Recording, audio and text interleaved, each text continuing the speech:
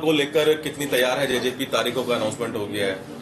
पूरी तौर पर तैयार है और 1 तारीख से पहले पीएसी की बैठक बुलाकर जो हमारे कैंडिडेट्स की लिस्ट है उसको फाइनलाइज भी कर लेंगे और उसको पब्लिक डोमेन में भी देने का काम करेंगे। हमारा उद्देश्य प्रदेश को कैसे प्रोग्रेसिव तरीके से आगे बढ़ाया जाए उसको देखते हुए कैसे आगे बढ़ना है।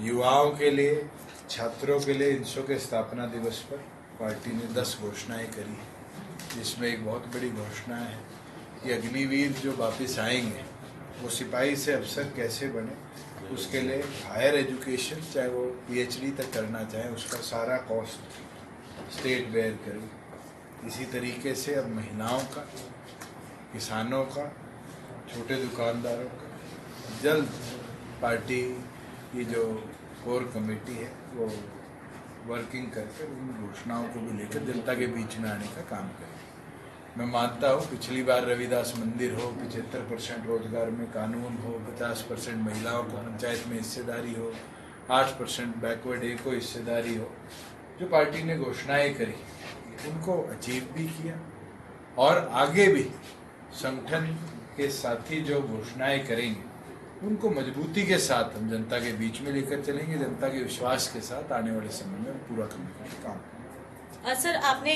कांग्रेस को एक मैसेज दिया कि भूपेंद्र सिंह हुड्डा जो राज्यसभा उम्मीदवार है उसके नाम का अनाउंसमेंट कर दे, लेकिन उसके पलटवार में उन्होंने कहा कि क्योंकि उनके पास मेजोरिटी नहीं है और आप भी ये बात जानते हैं, इसी वजह से आप ये बात कह रहे हैं। मेरे पास तो अगर 10 विधायक आज होते तो मैं नॉमिनेशन आपका भरवा देता। भूपेंद्र हुड्डा के पास तो आज भी 30 विधायक है, डरता क्यों है? मैदान है, मैदान में तो लड़ने वाले की जीत होती है, लड़ोगे नहीं, हथियार गिर दोगे, जीत कैसे हो? मैं तो ये बोलता हूँ अभी भी हमारे पास 16 घंटे है, हिम्मत दिखाएं। अगर वो रात को भी हिम्मत दिखाएंगे, कल सुबह मैं स्पीकर ऑफिस में उनके साथ बैठकर साइन करूंगा। वो तो हिम्मत ही नहीं दिखा सकते, डरते हैं। और ये डर आज का नहीं है, 10 साल का। आप देखना आगे जब टिकटों का बंटवारा होगा वो डर वहां भी दिखेगा। सर, जो विधायक पार्टी छोड़ गए हैं जेजेपी के, क्या किसी पार्टी के संपर्क में है या कोई? वो तो उनसे आप पूछो, मुझे तो छोड़ गए और जो मुझे छोड़ गया मैं उससे क्यों संपर्क करूं? क्या लगता है कि कुछ जानबूझ के ऐसी कोई साजिश जेजेपी के खिलाफ की जा रही है? देखिए, साजिश हो, उनकी इच्छा हो, उनके स्वार्थ हो, उस पर तो बेहतर वो बता पाएंगे। पार्टी ने मान सम्मान में कोई कमी नहीं छोड़ी और आने वाले भविष्य में भी कोई उनको ना दे पाए। अभी जेजेपी की क्या प्लानिंग है? हरियाणा को लेकर के गठबंधन की चर्चाएं तो थी, उसको लेकर भी स्पष्ट नहीं है। 90 विधानसभा में किस तरीके से आप देखते हैं? 90 हल्का प्रधान घोषित कर दिए हैं। 90 के 90 विधानसभा पर हल्का प्रधान अपनी कार्यकारिणियों के साथ काम शुरू कर चुके हैं और जल्द 90 सीटों पर जो पार्टी के चुनाव लड़ने वाले साथी हैं उनकी भी इनपुट हमारे पास आ जाएगी। हाँ, अलायंस के अंदर अगर कोई एक ऐसा साथी या 2 साथी या 3 साथी हमारे साथ आते हैं जो प्रदेश को कैसे स्टेबिलिटी दे पाएंगे, कैसे हम आगे अच्छी सरकार चला पाएंगे, वो सोच को रखते हैं तो जरूर उस पर भी विचार। सर, किसी पार्टी से कोई बातचीत चल रही है? आप करा दोगे तो जरूर हो जाएगी। सर, देखते कहाँ पर आप, क्योंकि आप अगर बात करें ना तो बीएसपी की तरफ अभी कुछ हो, आम आदमी पार्टी मना कर चुकी है, ऐसे में कहाँ देख रहे हैं कि आम आदमी पार्टी से ना हमने चर्चा करी। अभी तक किसने मना किया है और क्यों किया है वो तो आपको बेहतर पता होगा। मैं तो ये मानता हूँ कि वो इंडिया अलायंस का सदस्य है।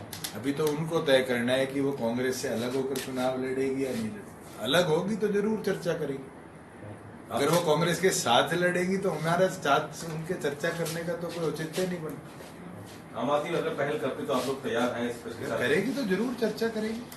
चर्चा कर अगर हमारे दोनों का या कोई तीसरा, चौथा, पांचवा मिला के कोई सहमति बनेगी तो व्हाई नॉट। मगर आज के दिन शायद जननायक जनता पार्टी ने ना उस डायरेक्शन में सोचा है ना हम सोचेंगे। हम अपना 90 का टारगेट लेकर चल रहे हैं।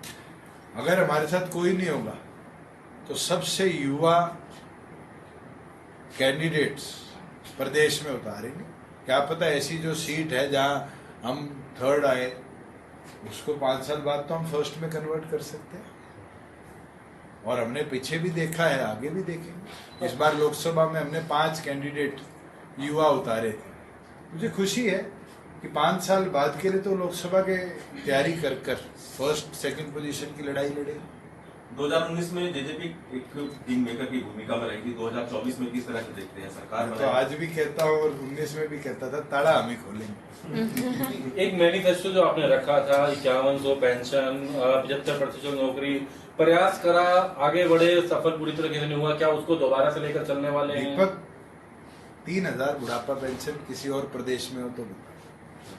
75% का कानून लाके, वैसे तो प्रधानमंत्री ने भी जुडिशियल कैसे कोलिजियम बने कानून लाया था, कोर्ट ने स्टे करा। कोर्टों के ऊपर जो कदम उठते हैं शायद पॉलिटिकल पार्टी नहीं उन पे ज्यादा कर पाती, लड़ाइयाँ लड़ पाती है कोर्ट के अंदर। हमारे घोषणा पत्र का एक ऐसा विषय बताओ जिसको हम चला ना पाए, शायद आपको भी ना पता, क्योंकि हमने हर विषय पर काम किया। आपको तो ये भी नहीं पता कि हमारे घोषणा पत्र का हिस्सा था कि हरियाणा पंजाब हाईकोर्ट में हिंदी लागू होगी, लागू कराई यार, और राष्ट्रपति का अप्रूवल लेके लागू करवाई। पंचायती राज में 50% महिलाओं को आरक्षण देने का जो कानून था हमने लागू कराया। लाल डोरा मुक्त हरियाणा बनाने का कदम हमने उठाया, आज प्रधानमंत्री ने 8 और प्रदेशों में लागू किया। डिजिटल लाइब्रेरी गांव में बने, ये किसका सपना? हमारा था। 1200 डिजिटल लाइब्रेरी निर्माणाधीन है, 100 से ऊपर डिजिटल लाइब्रेरी आज प्रदेश में चल रही है। स्पोर्ट्स के जो हमारे युवा हैं उनकी डाइट 150 से 400 रुपए हमने करवाई और उसको 1000 भी आगे हम करेंगे। प्रोजेक्ट हिसार एयरपोर्ट जब आप डिप्टी सीएम थे, काफी आपने उसके लिए कोशिश की, मेहनत की, लेकिन उसके बाद अभी क्या वो अधर में रुक गया है? क्या नहीं, सरकार अधर में नहीं है, जो मेरी नॉलेज में है, क्योंकि वो मेरा ड्रीम प्रोजेक्ट है, मैं उसको बोल नहीं सकता। अब पिछले दिनों एयरपोर्ट अथॉरिटी ऑफ इंडिया के जो इक्विपमेंट्स लगे हैं वहाँ पर कैलिब्रेशन के लिए प्लेन्स आए थे। 1 महीने तक कैलिब्रेशन चलनी है और 1 महीने में साइमल्टेनियसली, क्योंकि ये प्रपोजल हमने पहले ही भेज रखा था कि इसको डी लाइसेंस कर दिया गया था जब कंस्ट्रक्शन चल रही थी, तो उसकी लाइसेंसिंग अप्लाई कर दी है सरकार। उद्देश्य प्रदेश को कैसे प्रोग्रेसिव तरीके से आगे बढ़ाया जाए, उसको देखते हुए कैसे आगे बढ़ना है। युवाओं के लिए, छात्रों के लिए इंसो के स्थापना दिवस पर पार्टी ने 10 घोषणाएं करी है, जिसमें एक बहुत बड़ी घोषणा है कि अग्निवीर जो वापस आएंगे वो सिपाही से अफसर कैसे बने, उसके लिए हायर एजुकेशन, चाहे वो PhD तक करना चाहे, उसका सारा कॉस्ट स्टेट बेयर करे। इसी तरीके से अब महिलाओं का, किसानों का, छोटे दुकानदारों का जल्द पार्टी की जो कोर कमेटी है वो वर्किंग करके उन घोषणाओं को भी लेकर जनता के बीच में आने का काम करें। मैं मानता हूँ पिछली बार रविदास मंदिर हो, 75% रोजगार में कानून हो, 50% महिलाओं को पंचायत में हिस्सेदारी हो, 8% बैकवर्ड ए को हिस्सेदारी हो, जो पार्टी ने घोषणाएं करी। न्यूज नेशन अब व्हाट्सएप पर खबरों के ताजा अपडेट के लिए न्यूज नेशन के इस QR कोड को स्कैन करें।